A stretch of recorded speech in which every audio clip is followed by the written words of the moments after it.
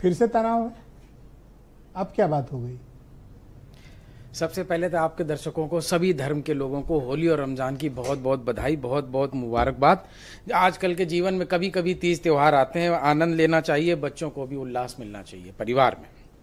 दूसरी बात, मैं आपके पूरे जो आपका शुरुआती प्रस्तावना जो उद्बोधन था उससे पूरी तरह से संबद्ध करता हूं।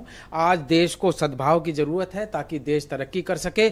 हमारे बाद में आज़ाद हुए दुनिया में बहुत से देश बहुत आगे निकल गए हैं टेक्नोलॉजी के माध्यम से, और हम कहीं ना कहीं पीछे लगातार कम से कम कुछ सालों से ऐसा लग रहा है जैसे कट्टरवाद के भंवर जाल में और कुएं में फंसने की तरफ चल चुके हैं। और ये बहुत दुर्भाग्यपूर्ण है। आपने इशारे में बताया भी है कि जहां जहां कट्टरवाद जब भी पनपा है तो उस जहान में, उस क्षेत्र में वहां के लोगों ने उसकी बहुत बुरी सजा भुगती है, इसमें कोई शक नहीं। लेकिन मैं आपकी बातों से पूरा संबद्ध होते हुए भी आपको एक दो उदाहरण देना चाहूंगा ताकि कम से कम आपके माध्यम से जनमानस को यह समझ में आए कि हिंदुस्तान की जो हजारों साल की सभ्यता है उसको मिटाने की हैसियत किसी की है नहीं और इसको आँच आएगी नहीं। ये 10-5 साल के बादल हैं, छट जाएंगे, चले जाएंगे, पीढ़ियों ने आगे बढ़ना है। बहुत प्यारा उदाहरण देता हूं।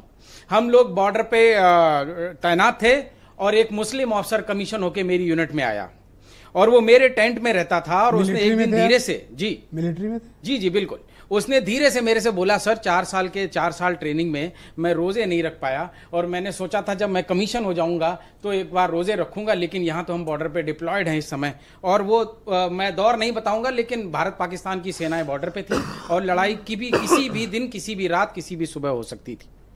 तो हम दोनों टेंट में रहते थे, तो मैंने कहा ऐसा है मैं तुम्हारे साथ रोजे रख लेता हूं, तुम्हें सहारा हो जाएगा। और मैंने 30 दिन उसके साथ पूरी तरह से रोजे रखे। और वो लड़का जब तक मैं पलटन में रहा, हर होली में लाल पीला काला रंग, एक तो बेचारा सांवला भी था और पूरी तरीके से रंगा पुता पूरी होली खेलता था। ये मैं आपको सिर्फ इसलिए बता रहा हूं कि इस देश में अभी भी बहुत से ऐसे संस्थान हैं जो हमारे धार्मिक सौहार्द को बचाएंगे। कोई माई का लाल कितनी भी आग लगा ले वो खत्म नहीं होगा। आप सच बोल रहे हैं? मैं तो आपके चैनल पे बोल रहा हूं। अगर आपके चैनल पे बोल रहा हूं तो भारतीय सेना के जाने कितने लोग देख रहे होंगे और पलटन के बारे में 2 मिनट में पता हो सकता है और लोग पता कर लेंगे कि मैं सच बोल रहा हूं कि मैं झूठ बोल रहा हूं। मैंने तो 30 दिन रोजे रखे हैं। मुझे यह भी पता है कि आपके इसी पेज पे भी शायद कुछ लोग कमेंट करके मुझे मुसलमान घोषित कर देंगे। कोई फर्क नहीं पड़ता।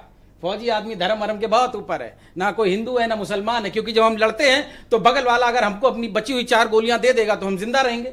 अगर हमारी गोलियां खत्म हो गई तो हम जात धर्म मान के गोलियां थोड़ी देखते हैं। तो कम से कम इस देश में बहुत सी जगह ऐसी बची हुई हैं जो इस देश को बचा लेंगी। और एक बहुत छोटा उदाहरण और लीजिए। एक सवाल। जी जी। 52 जुमे होते हैं साल में जी, एक होली जी, ये तर्क पुलिस का है जी, आप सहमत हैं?